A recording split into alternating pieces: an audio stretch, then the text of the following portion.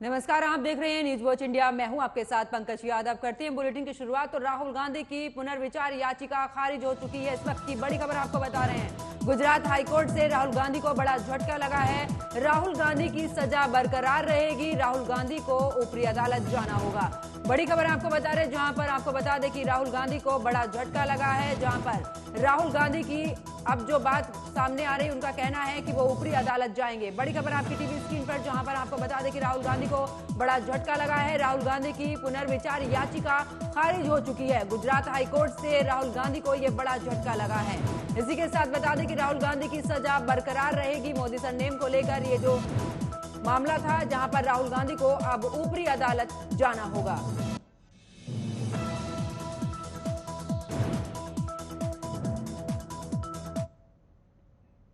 और इसी खबर पर मेरे साथ में कांग्रेस के प्रवक्ता मुन्ना खान मेरे साथ में जुड़ चुके हैं। मुन्ना खान जी, बहुत बहुत स्वागत है आपका न्यूज वॉच इंडिया पर। नमस्कार। नमस्कार मुन्ना खान जी, लगातार लड़ाई लड़ी जा रही है राहुल गांधी की तरफ से, लेकिन अब तो एक बार फिर से झटका कोर्ट ने जो है वो दे दिया है राहुल गांधी को। अब आगे की किस तरीके की रणनीति रहेगी कांग्रेस की? बिल्कुल बिल्कुल, बहुत अच्छा सवाल आपका। सवाल ये है कि ये स्क्रिप्ट पहले लिखी जा चुकी थी। जिस तरीके से अमित शाह के वकील कभी हुआ करते थे, आज गुजरात हाई कोर्ट के जज है वो। तो ये सबको पता है कि रिजल्ट क्या आना था, लेकिन फॉर्मेलिटी जो है कांग्रेस पार्टी तो अदा करेगी। जिस तरीके से हाई कोर्ट ने अभी खारिज किया है, तो सर्वोच्च न्यायालय जो है, हमारा जो सुप्रीम कोर्ट है, हम उस पर याचिका दायर करेंगे और इंसाफ लेने का काम करेंगे। हमें न्यायालय पे पूर्ण भरोसा है। उच्च न्यायालय हम जाएंगे और अपनी गुहार लगाएंगे। किस तरीके से आज देश के अंदर एक शाह और शहंशाह की जो जोड़ी है, किस तरीके से लोगों की धारणाओं को प्रताड़ित करती है, लोगों को प्रताड़ित करती है। चाहे किसान हो, नेता हो, मजदूर हो, जवान हो, कोई भी हो, कोई भी वर्ग आज प्रेजेंट सरकार से, सत्ताधारी सरकार से खुश नहीं है। तो ये सर्वोच्च न्यायालय को भी, सर्वोच्च न्यायालय के संज्ञान में भी ये मामला है। तो दूसरी बात ये बता दूं कि जिस तरीके से राहुल गांधी जी पे अत्याचार बार बार हो रहे, किस तरीके से उनकी सदस्यता रद्द कर दी गई एक सरनेम को लेकर। अगर मैं बात करूं देश के प्रधानमंत्री की, तो कई ऐसे अपशब्द उन्होंने कहा है। चाहे दीदी ओ दीदी, 50 करोड़ के गर्लफ्रेंड, कई जर्सी गाय, पुरानी कांग्रेस, विधवा कांग्रेस, कई तरीके के अनाप शनाप बातें कही है।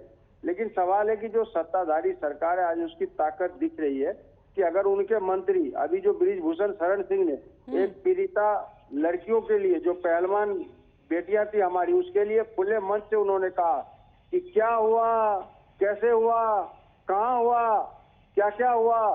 ये सब बातें उसे शोभनीय लगती है। और अगर मोदी सरनेम की बात है, तो राहुल गांधी जी ने कही कि क्या सारे मोदी चोर हैं, तो इस पे एक एमएलए के द्वारा केस दायर होता है और बजाते लिखी हुई स्क्रिप्ट के तहत इनकी सदस्यता रद्द कर दी जाती है। इनसे इनके मकान, हाउस इनके ले लिए जाते हैं। ये अभी माँ के घर रह रही है। ये पूरा देश देख रहा है कि किस तरीके से आप उस आदमी को प्रताड़ित कर रहे हो, उस आदमी पे लांछन लगा रहे हो, उस आदमी पे आप अत्याचार कर रहे हो, जिसकी दादी शहीद हो गई जो पूर्व प्रधानमंत्री थी, जिसके पापा शहीद हो गए जो पूर्व प्रधानमंत्री थे, जिन्होंने देश के लिए योगदान दिया, जिन्होंने देश के लिए काम किया। उनके नाना जी 9 साल तक जेल में रहे और आजादी की लड़ाई लड़ी। हाँ, लेकिन मुन्ना खान जी, सदस्यता तो इंदिरा गांधी की भी गई थी ना, उन पर भी लगा था इमरजेंसी के समय के। उससे पहले की बात करें तो इंदिरा गांधी की भी सदस्यता गई थी। बिल्कुल, इंदिरा गांधी जी की सदस्यता गई थी। वो राजनारायण सिंह ने आरोप लगाया था, तो वो सदस्यता चुनाव के दौरान, चुनाव के मद्देनजर लगे थे। ये भाषाओं के मर्यादाओं की बात करूं तो भाषाओं की मर्यादा अगर आप देख ले, तो जो हमारे देश के प्रधानमंत्री, उनकी भाषाएं क्या है, उनके जो मंत्री है उनकी भाषाएं क्या है। आप तुलना करो ना। अगर एक भाषाएं समान हो और किसी ने अनाप शनाप नहीं बोला हो, अनगढ़ बातें नहीं बोली हो, और राहुल गांधी जी ने मोदी सरनेम कहा हो, तो अत्याचार है, गलत है। उनका मुन्ना खान जी, उनका साफ तौर पर कहना है कि ओबीसी समुदाय को टारगेट किया गया है मोदी सरनेम को लेकर। एक खाली मोदी सरनेम को लेकर नहीं, उन्होंने कहा कि टारगेट किया गया है, उस पर ये केस हुआ है। मैं आपकी बात मानता हूँ। उसने कहा कि मोदी सरनेम को लेकर के किसी समुदाय को टारगेट किया गया। तो आप एक बात बताइए, जो देश के प्रधानमंत्री बंगाल चुनाव में कहते हैं दीदी ओ दीदी, तो क्या ये महिलाएं जो समाज है उन पे अभद्र भाषा नहीं है, उन पे अत्याचार नहीं है? उनको तो दीदी सभी बोलते हैं मुन्ना खान जी, वो तो दीदी के नाम से ही हैं। ये देखिए बातें होती है, एक बातें होती है ऑफिस में, अगर कोई लड़का है उसको उसमें बोलो। उन्होंने ममता बनर्जी के सरनेम को लेकर नहीं बोला ना ही इस तरीके से बोला। दीदी तो उन्हें सभी कहते हैं, आप भी ममता दीदी कहकर ही संबोधित करते हैं। नहीं, टोन की बात बता दे रहा हूँ। ऑफिस में अगर कोई लड़का है, मैं उसको बोलूँ कि बेटे पानी ले आ, और इसी टोन को बोलूँ बेटे पानी ले आ, तो ये जमीन और आसमान का फर्क होता है, भाषा एक ही होती है। उन्होंने जो इशारे शब्द में कहे, ओ दीदी दीदी दीदी ओ दीदी, इसका क्या मतलब होता है? या आप किसी महिला समाज के लिए इस तरीके की बातें करोगे? ब्रिजभूषण शरण सिंह, जो पीड़ित लड़कियां हैं, जो महिलाएं पहलवान है, जो देश में विश्व का नाम रोशन करते हैं, उसके लिए खुले मन से कहा उन्होंने, क्या हुआ, कैसे हुआ, कहाँ हुआ, क्या क्या हुआ? या आप बताइए, किसी भी महिला के लिए अगर हमारी बहन बेटी हो, इस तरीके की भाषाएं शोभनीय है कि चुने हुए सांसद जो मंत्री और राष्ट्रीय अध्यक्ष है खेल परिषद संघ के, क्या उसके लिए ये भाषाएं सही है? आप बताएं हमें। तो ये देखने की बात है कि जनता के नजरों में है। जनता जिस तरीके से कर्नाटक और हिमाचल में जवाब दिए इस शाह और शहनशाह की जोड़ी को, इसी तरह 2024 में पूरी तरीके से पूरी ताकत से जनता, लेकिन 2024 तक मुन्ना खान जी, 2024 तक जिस नाम को लेकर प्रधानमंत्री का चेहरा विपक्ष की अगर तरफ से बात करें, खास करके कांग्रेस की तरफ से राहुल गांधी को मानते हैं, लेकिन जिस तरीके से अब राहुल गांधी की मुश्किलें बढ़ती जा रही हैं, आपको नहीं लगता 2024 में एक बड़ी मुश्किल कांग्रेस के सामने? मैं आपको बात साफ कर दूं, राहुल गांधी जी के ऊपर कभी नहीं कहा गया कि देश के प्रधानमंत्री के दावेदार हैं या कैंडिडेट है। अगर राहुल गांधी जी को प्रधानमंत्री बनना ही होता तो 2004 और 2009 में दुनिया की कोई ताकत उसे रोक नहीं सकती थी, लेकिन उन्होंने वो रास्ता नहीं चुना। उन्होंने रास्ता चुना जो समाज का भला हो, मजदूर का भला हो, किसान का भला हो, रोजगार बेरोजगार का भला हो, महिलाओं का भला हो, वो रास्ता चुना है। अब प्रधानमंत्री की कोई बात ही नहीं, स्वार्थ की कोई बात नहीं। देश का अगला प्रधानमंत्री कौन होगा ये समय बताएगा, अभी कोई उस पर चर्चा नहीं है। लेकिन ये सभी दल मिलकर के एक काम तो जरूर करेंगे, भारतीय जनता पार्टी को उखाड़ करके फेंकने का काम करेंगे, ताकि देश में महंगाई कम हो, बेरोजगारी कम हो, युवा को रोजगार मिले, किसान की आय दुगुनी हो, व्यापारियों के व्यापार बढ़े, महिलाओं को सुरक्षा मिले। ठीक है, आपने देखा होगा इस सारे मुद्दों को 2014 लेकर। चलिए, बहुत बहुत शुक्रिया मुन्ना खान जी हमारे साथ जुड़ने के लिए। चलिए रुक करते एक और बड़ी खबर का। गोरखपुर से बड़ी खबर सामने आ रही, जहां पर मुख्यमंत्री योगी आदित्यनाथ का आज जनता दरबार उन्होंने लगाया। गोरखपुर दौरे पर हैं सीएम योगी आदित्यनाथ। दूर दराज से आए फरियादियों की सुनिए समस्याएं, निस्तारण के लिए अधिकारियों को भी दिए हैं जरूरी निर्देश। तो बड़ी खबर गोरखपुर से आपको बता रहे, जहां पर मुख्यमंत्री योगी आदित्यनाथ ने जनता दरबार लगाया है। गोरखपुर के दौरे पर है सीएम योगी आदित्यनाथ और इस दौरान उन्होंने फरियादियों की भी जो समस्याएं हैं वो सुनी है और इसी के साथ पर मौके पर मौजूद अधिकारियों को भी निर्देश दिए हैं कि सभी फरियादियों की जो समस्याएं हैं उनका जल्द से जल्द निस्तारण किया जाए। तो बड़ी खबर आपको गोरखपुर से बता रहे, जहां पर मुख्यमंत्री योगी आदित्यनाथ गोरखपुर के दौरे पर हैं और इस दौरान उन्होंने आज जनता दरबार भी लगाया।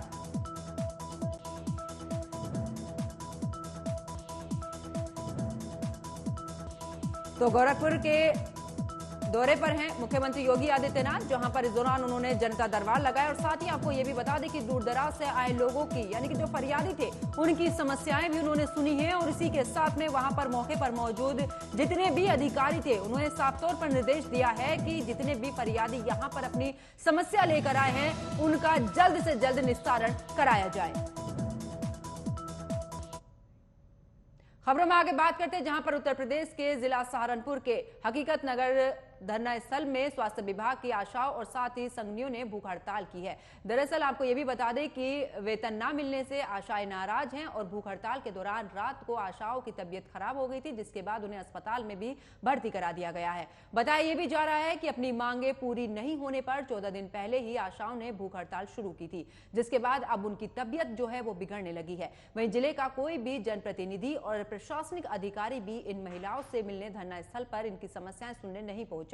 वहीं जब इस बारे में जिला अस्पताल के सीएमओ संजीव मांगलिक से बात की गई तो अपना पल्ला झाड़ते हुए उन्होंने साफ तौर पर कहा कि महिलाओं का मानदेय पहुंचा दिया गया है और इसमें कुछ आशाएं जिनका मानदेय बाकी है वो भी पहुंचा दिया जाएगा। जो आशाएं बोल रही हैं कि उनका मानदेय काट कर उनको मिलता है, ऐसा बिल्कुल भी नहीं है। मैं सभी ब्लॉकों के अधिकारियों से बात कर रहा हूं।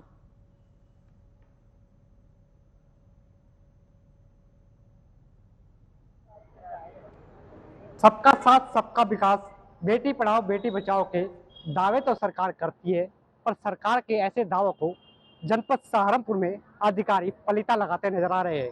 हम इस वक्त मौजूद है सहारनपुर के धरना स्थल पर। यहाँ पर पिछले 14 दिनों से महिलाएं जो जिला स्वास्थ्य विभाग की आशाएं है वो यहाँ पर धरना दे रही है। उनकी मांगे है कि उनका 17 महीनों का जो मानदेय था वो उन्हें नहीं मिल पा रहा है। हम दिखाना चाहेगा आपको किस तरह यहाँ जो रात का समय है और ये महिलाएं यहाँ बैठी है। और बात करें तो इसमें बुजुर्ग महिलाएं भी है। ये अलग अलग ग्रामीण क्षेत्रों की महिलाएं हैं जो इनकी मांग यही है कि जब तक इनका वेतन यहाँ पर नहीं मिल जाता ये यहाँ से नहीं उठेगी। लगातार पिछले कई महीनों से लगातार ये महिलाएं लगातार सरकार से और जिला प्रशासन से मांग कर रही है कि इनका वेतन इन्हें दिलाया जाए, क्योंकि छोटे छोटे बच्चे इनके हैं और अपना घर परिवार छोड़कर यहाँ पर ये रात को इस धरना स्थल पर मौजूद है। हमारी मांग ये है कि 18 महीने से हमारा कोई भी मानदेय नहीं मिल रहा। हमें फोन पे मैसेज डाल देते हैं कि आपकी सैलरी चली गई, अगर हम बैंक में देखते तो उसमें जीरो पाता है। हमने अपने डॉक्टर से PBCM से सबसे बहुत कहा, वहाँ 10-10, 20-20, 50-50 आशाएं डॉक्टर के पास गई। डॉक्टर ने कहा कि मुझे आशाओं से कोई मतलब नहीं है। फिर किसी ने कहा, एक आदमी ने कहा जो वहीं कार्य करता था, कह रहे कि आप CMO का चली जाओ, अरे DM का चली जाओ, वहाँ मिलेंगे तो चेक। अभी पहले से चल रहे थे, DM के भी गई, DM ने भी नवासन दे दिया, 8 दिन का, फिर घर बैठ गए, फिर दोबारा ही आज 14वां दिन हम 1 लखत बैठे हैं यहाँ पर धरने पर।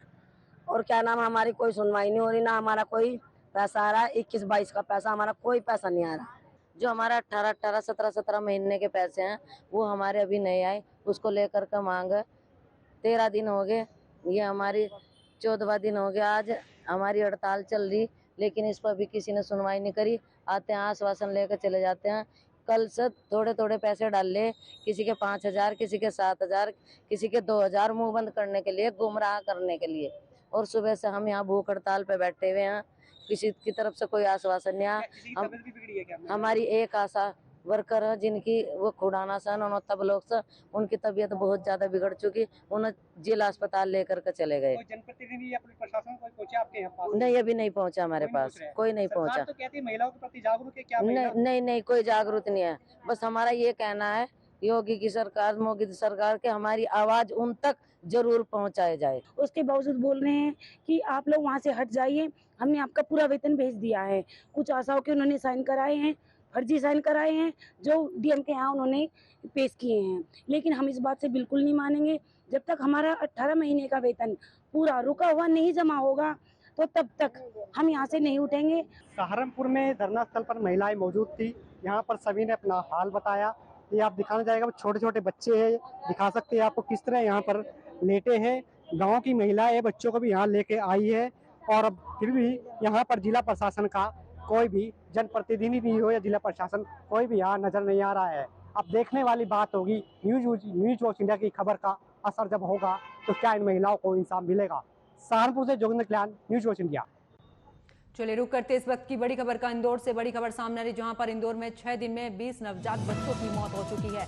परिजनों ने MTH अस्पताल पर लगाया है आरोप। अस्पताल में दूषित दूध देने से ये जान गई है। परिजनों ने अस्पताल में जमकर हंगामा किया है। तो बड़ी खबर इंदौर से सामने आ रही, जहां पर आपको बता दें कि 6 दिन में 20 बच्चों की मौत का मामला सामने आया है। परिजनों ने अस्पताल में जमकर हंगामा किया है और साफ तौर पर परिजनों ने अस्पताल पर इस दौरान आरोप भी लगाया है। तो बड़ी खबर इंदौर से आपको बता रहे, जहां 6 दिन में 20 नवजात बच्चों की मौत हो चुकी है।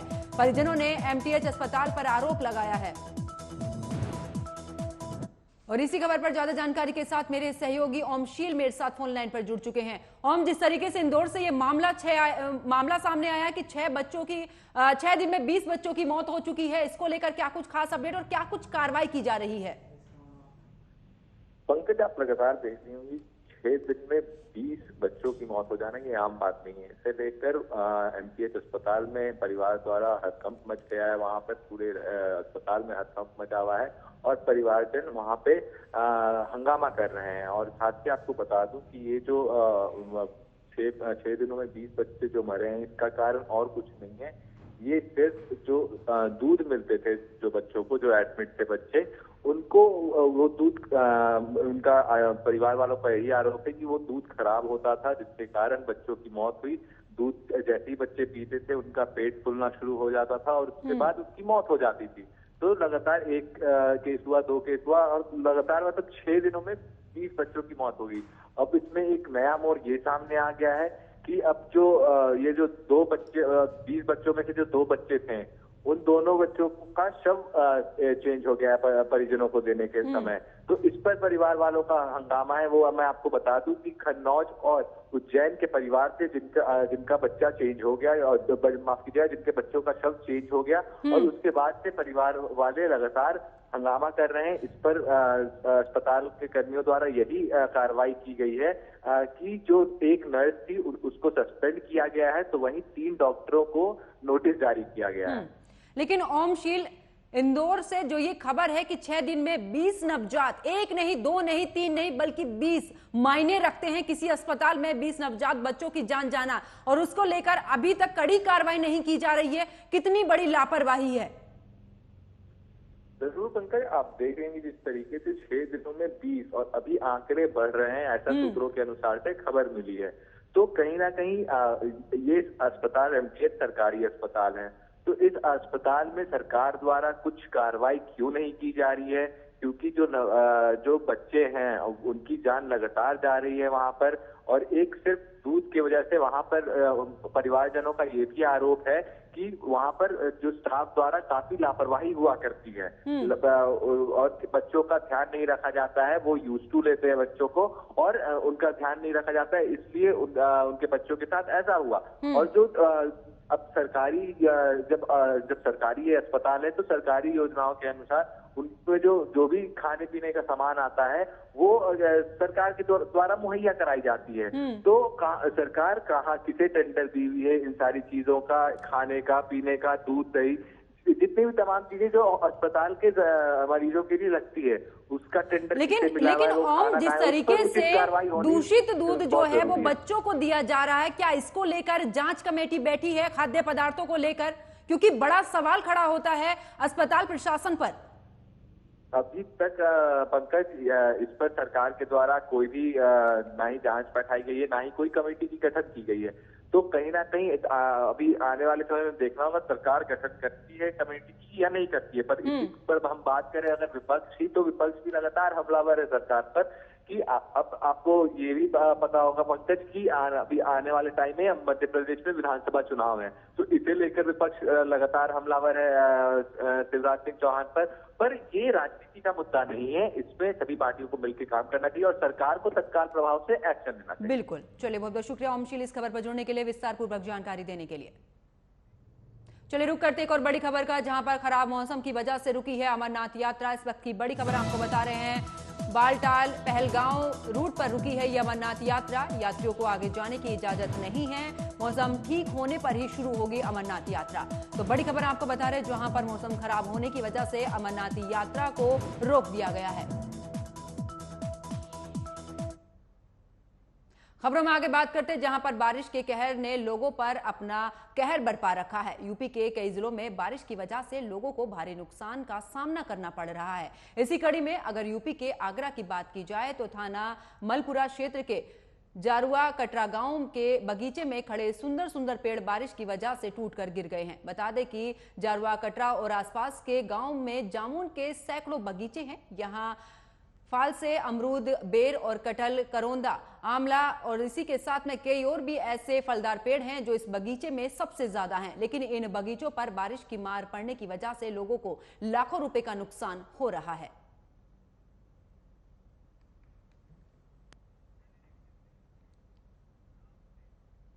और अब खबर गाजीपुर से है, जहां पर प्रशासन ने माफिया मुख्तार अंसारी के रिश्तेदार के होटल पर नोटिस चस्पा कर दिया है और होटल को बंद करने का भी निर्देश दिया है। तहसील प्रशासन ने मुख्तार अंसारी के रिश्तेदार को होटल संचालन बंद करने का नोटिस दिया है। बता दें कि प्रशासन ने होटल पर नोटिस चस्पा कर बगैर और साथ ही इसके अनापत्ति प्रमाण पत्र के होटल संचालन पर रोक लगाने का भी निर्देश दिया है। स्थानीय लोगों की शिकायत के बाद कई विभाग ने छापे इस दौरान मारे हैं और उसके बाद में पिछले दिनों इस होटल की जांच भी की गई थी। जांच में होटल में सुरक्षा मानकों की कमी मिली थी। इस दौरान सुरक्षा मानकों को लेकर संबंधित विभागों की एनओसी भी होटल संचालक के पास नहीं मिली, जिस पर प्रशासन की ओर से ये कार्रवाई की गई है।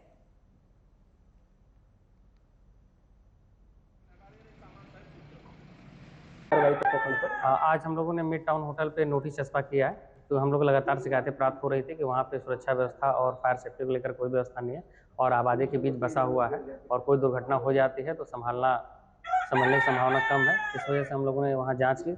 मुख्य समाधान दिवस पे जिलाधिकारी महोदया के समक्ष शिकायत प्राप्त हुई थी, इसको लेकर के हम लोगों ने वहाँ जांच की। वहाँ पे किसी प्रकार का कोई सेफ्टी और विद्युत सेफ्टी नहीं प्राप्त हुआ। विभागों ने जांच करके अपनी जांच आख्या दे दी है। इसी क्रम में हम लोगों ने वहाँ नोटिस जारी किया है कि जब तक आप अनापत्ति प्राप्त नहीं कर लेते हैं और भविष्य की दुर्घटना को देखते हुए यहाँ होटल का संचालन नहीं करें। रुक करते इस वक्त की बड़ी खबर का बुलंदशहर से बड़ी खबर सामने आ रही, जहां पर डीवाईसीओ और एसडीएम की गाड़ी पानी में फंसी है। रामघाट गंगा घाट का निरीक्षण करने आए थे सीओ और एसडीएम, बिना निरीक्षण किए ही लौटे हैं एसडीएम और सीओ। तेज बरसात की वजह से रास्ते में भरा है बारिश का पानी। बुलंदशहर के रामघाट के गंगा घाट का ये पूरा मामला बताया जा रहा है। तो बड़ी खबर आपको बता रहे, जहां पर आप तस्वीरों में भी देख सकते हैं कि बारिश की वजह से सड़कों पर किस तरीके से पानी भरा हुआ है। आपको बता दें कि इस दौरान निरीक्षण करने के लिए एसडीएम और सीओ पहुंचे थे, जहां इस पानी में उनकी गाड़ी फंस चुकी है। तेज बरसात की वजह से रास्ते में ये पानी भरा हुआ है, जिसके बाद इस रास्ते से गुजरते वक्त सीओ और एसडीएम की गाड़ी इस पानी में भर चुकी है। आप देख सकते हैं कि यहाँ पर किस तरीके से रास्ता ही नजर नहीं आ रहा। बुलंदशहर के रामघाट के गंगा घाट का ये पूरा मामला है, जहां पर रास्ते पर भी पूरी तरीके से बरसात का पानी आ चुका है। रामघाट गंगा घाट का निरीक्षण करने आए थे सीओ और एसडीएम।